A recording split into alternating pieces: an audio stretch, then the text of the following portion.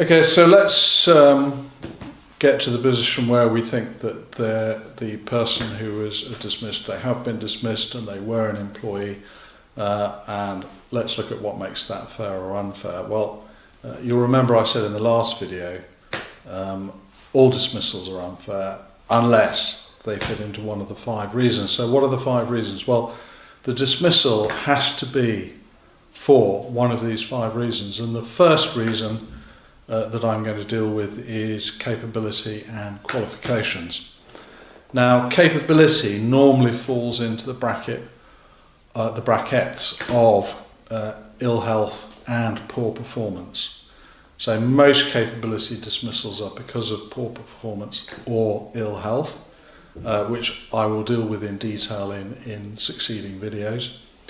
Qualifications are any qualification that the employee needs to do that job. Now, qualifications can become apparent or become important at the time of hiring the employee. Do they have sufficient qualifications to do the job?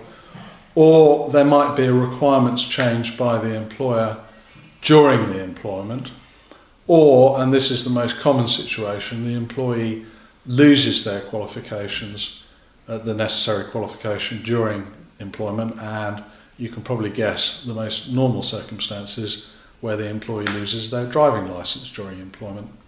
So that's capability and qualifications in a nutshell. The second one is conduct. Now, conduct can be, there's a whole range of behaviour that falls under the heading of conduct, and it's a bit like conduct in employment terms is a bit like the word sport. It could be tiddlywinks, or it could be rugby, and there's not much in common between those 2 activities.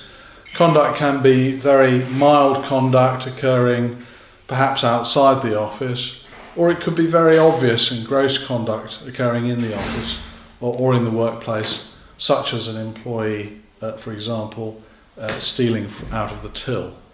Now, if the employee steals out of the till, you could treat that potentially as what's called gross misconduct, i.e. that misconduct's so bad that you can dismiss immediately because the employee has repudiated the employment contract, indicated they no longer wish to be bound by that contract.